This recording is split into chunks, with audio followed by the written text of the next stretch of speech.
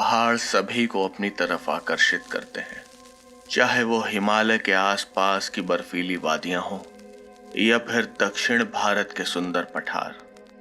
दोनों का अपना ही एक जादू है। पर इन पहाड़ों में कई इलाके ऐसे भी होते हैं जो हमारी पहुंच से काफी दूर हैं।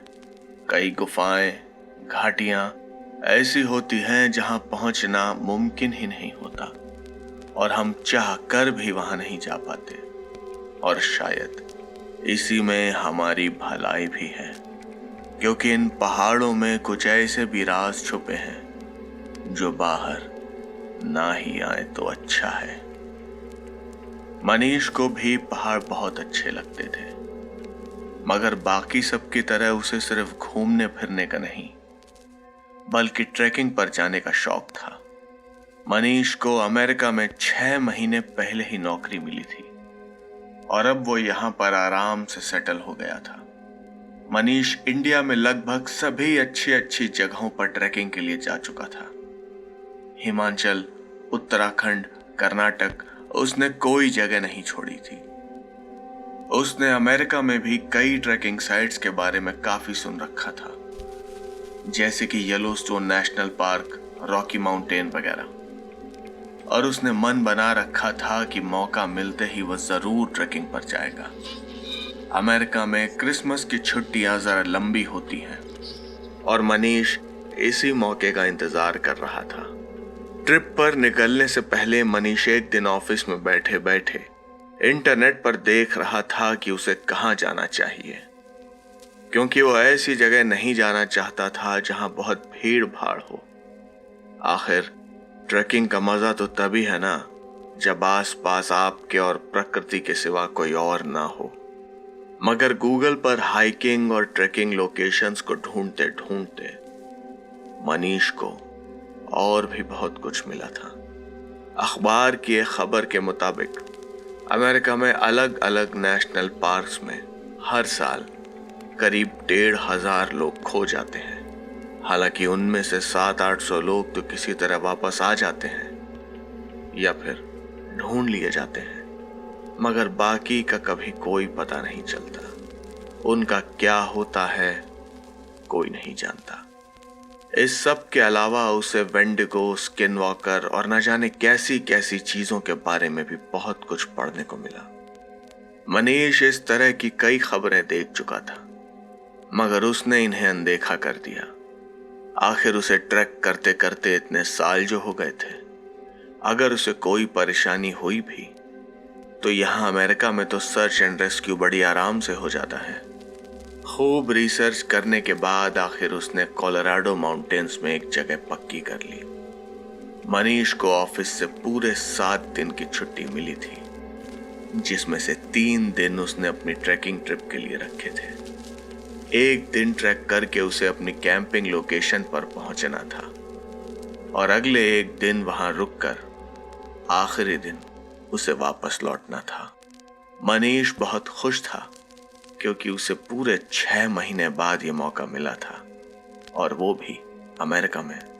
उसके ऑफिस के दोस्तों ने उसे एक पिस्टल साथ रखने की सलाह दी थी, क्योंकि पहाड़ों में अक्सर लोगों का सामना माउंटेन लायन और भेड़ियों से हो जाता है। मगर मनीष ने उनकी बात टाल दी। उसने अपने साथ बस एक छोटी कुल्हाड़ी ले रखी थी, जो कि कैंपिंग में भी उसके काम आती। आज शुक्रवार था और मनीष अपनी जरूरत का सारा सामान लेकर सुबह 5 बजे ही कोलोराडो के जंगलों की तरफ निकल पड़ा। उसे जंगल तक का रास्ता अपनी साइकिल पर तय करना था। उसे वहां पहुंचते करीब 45 मिनट लगे। उसने अपनी साइकिल को एक पेड़ से लॉक किया और अंदर की तरफ चल पड़ा। मनीष को बहुत मजा आ रहा था। उसके पास वहां का एक नक्शा भी था, जिसमें उसने एक खुले इलाके की निशानदेही कैंपिंग के लिए कर रखी थी। हालांकि उसके फोन का जीपीएस अभी तो काम कर रहा था, मगर जंगल के अंदर वो काम करेगा या नहीं ये कहा नहीं जा सकता था। मनीष छोटी बड़ी पहाड़ियों से अपना रास्ता बनाते हुए आगे बढ़ता जा रहा था।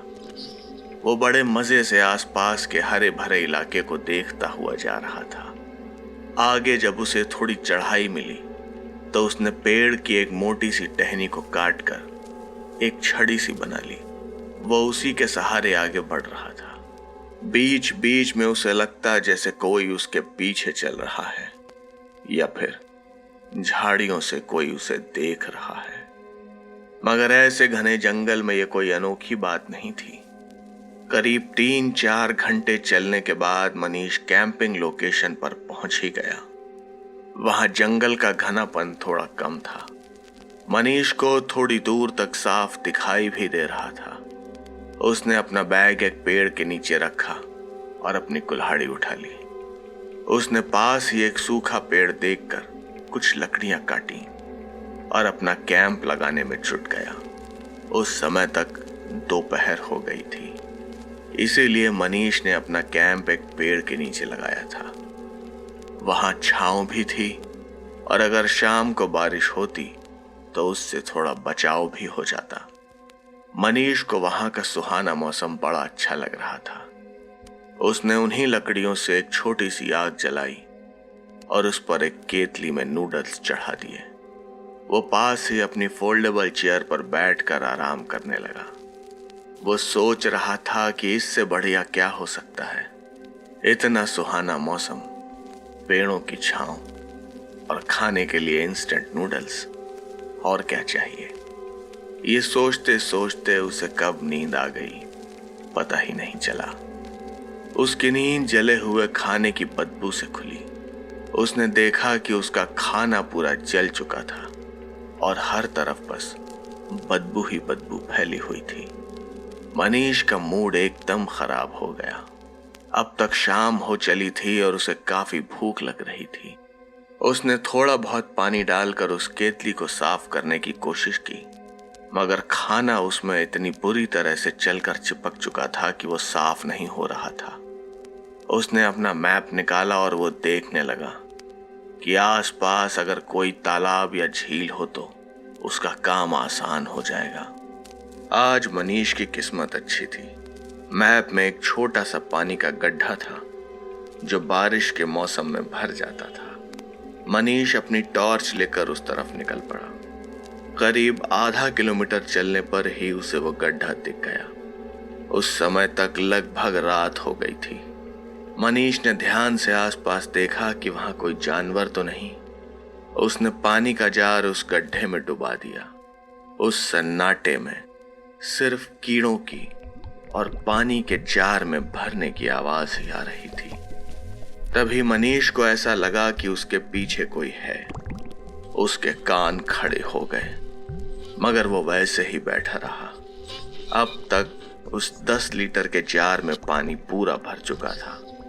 मनीष ने जार उठाया और एक झटके से पीछे पलटा, मगर वहां कोई नहीं था।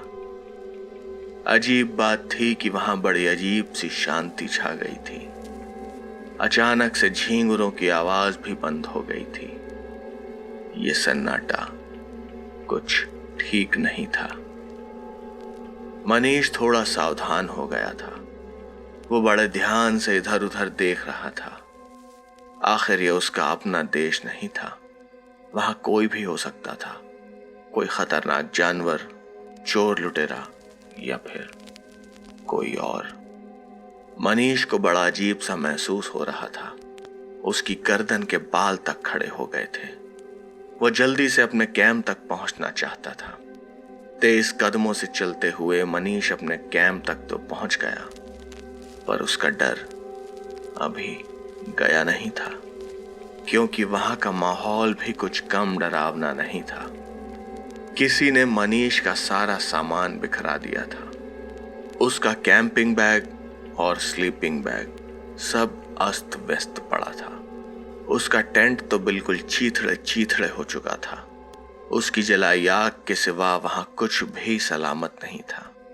अजीब बात थी कि कुछ भी गायब नहीं हुआ था। मनीष के लिए यह सब और भी डराने वाला था, क्योंकि जिसने भी यह सब किया था, जाहिर था उसे मनीष के सामान में कोई दिलचस्पी नहीं थी। क्या वो मनीष के लिए ही यहाँ आया था? अब तक रात अपने पूरे शबाब पर थी। और मनीष ने भी अपना लैंप जला लिया था। ज्यादा दूर तो नहीं, पर उसके कैंप के आसपास थोड़ी रोशनी तो हो गई थी। उसने अपना ध्यान अपने कैंप की तरफ किया और बिखरी हुई चीजें समेटने में लग गया। मनीष ने अपना सामान समेटा और आग के पास बैठ गया। उसका मूड खराब था क्योंकि उसकी पूरी ट्रिप बर्बाद हो गई थी, मगर रात में तो वो वापस जा नहीं सकता। वो ये सब सोच ही रहा था कि एक आवाज ने उसका ध्यान अपनी तरफ खींचा। बचाओ, बचाओ, कोई मेरी मदद करो। बचाओ, बचाओ, कोई मेरी मदद करो।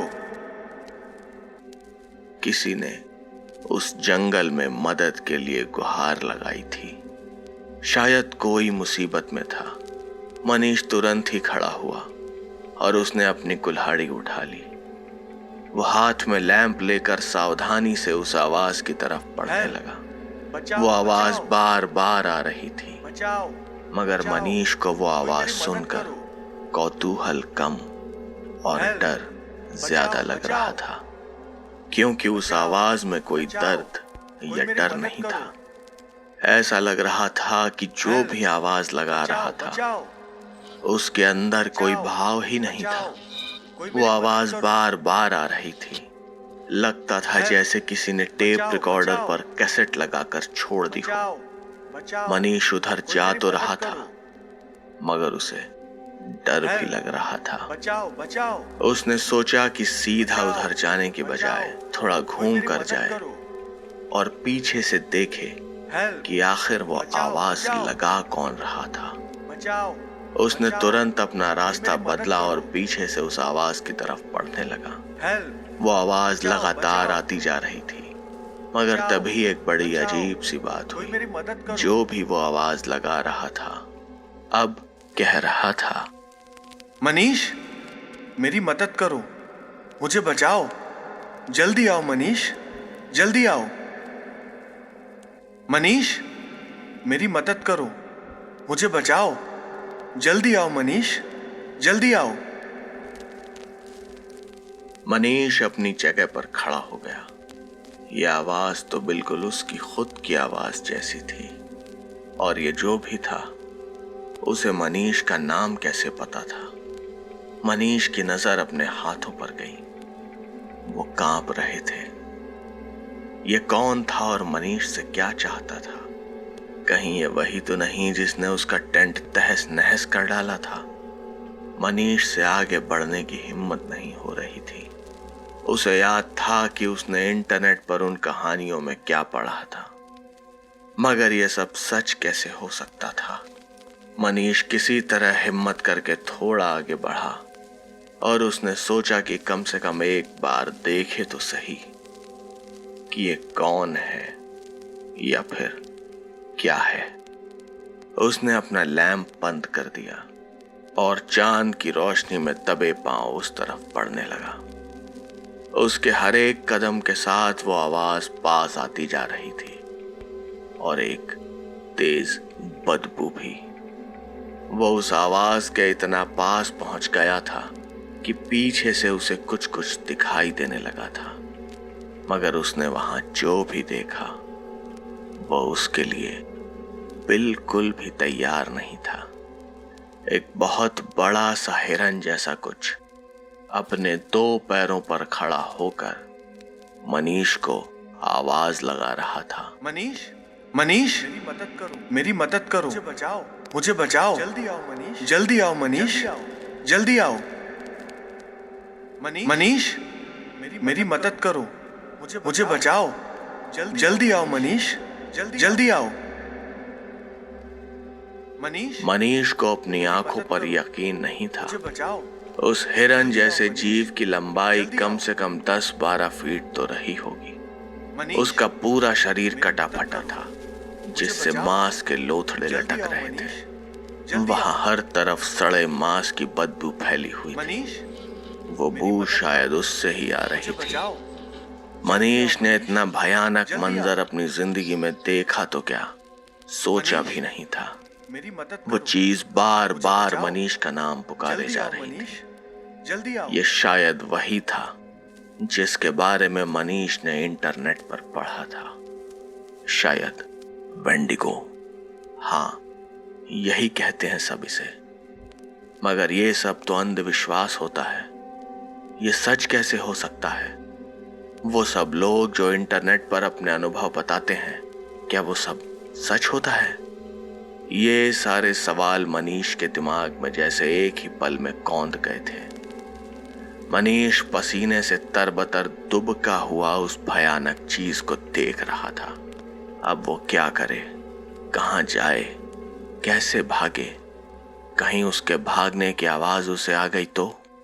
मनीष ने जल्दी से अपने मुंह पर हाथ रख लिया, जिससे उसकी सांसों की आवाज भी उस तक ना पहुंचे। और जितना वो समझ पा रहा था, वेंडिगो को उसकी भनक तो लग ही चुकी थी, तभी तो वो उसका नाम पुकार रहा था। मनीष बिल्कुल धीरे धीरे पीछे मुड़ा और वहां से निकलने लगा। वो जानता था कि अगर वो भागा तो पक्का मरेगा।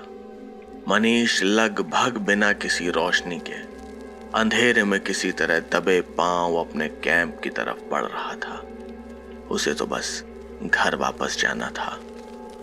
हर एक कदम के साथ उसकी जिंदा रहने की उम्मीद भी बढ़ती जा रही थी।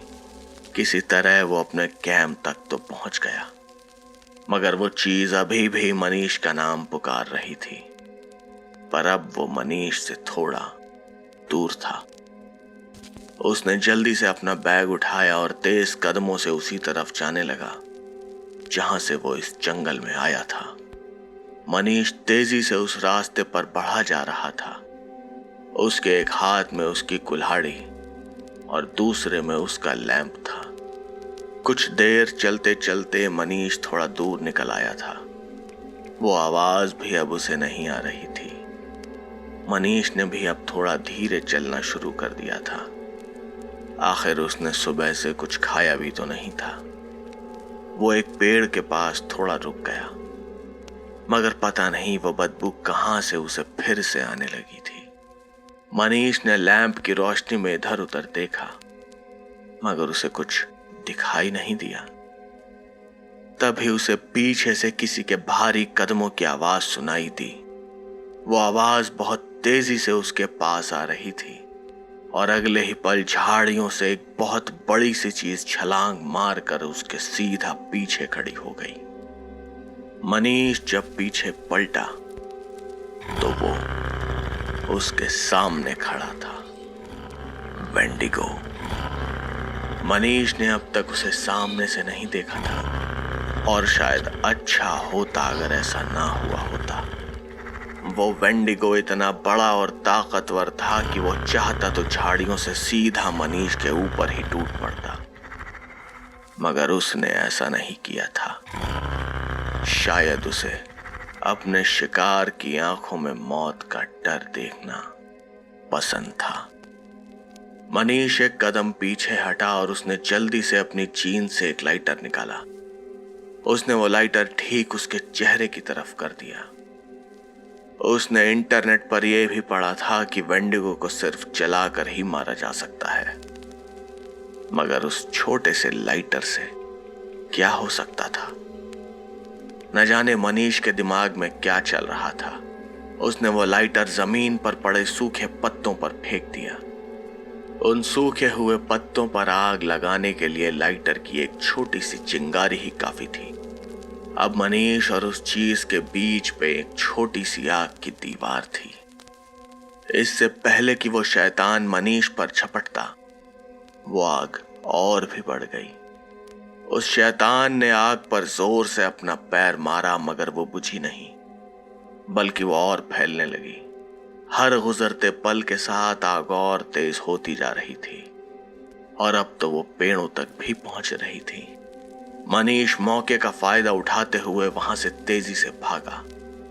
वो अपनी पूरी ताकत लगाकर भाग रहा था और वो वेंडिगो जोर जोर से चीख रहा था। वो चाहकर भी मनीष के पीछे नहीं जा सकता था। वही मनीष किसी तरह पेड़ों और झाड़ियों के बीच में से अपना रास्ता बनाते हुए भागा जा रहा था। अब वो भागते भागते थोड़ा दूर निकल आया था। उस रास्ते पर अब पेड़ और झाड़ियां थोड़ा कम हो गए थे और इसीलिए मनीष थोड़ी तेजी से आगे बढ़ पा रहा था। वो भागते भागते अब जंगल से लगभग बाहर आ चुका था। उसे हाईवे पर जाने वाली गाड़ियों की रोशनी भी दूर से दिख रही थी।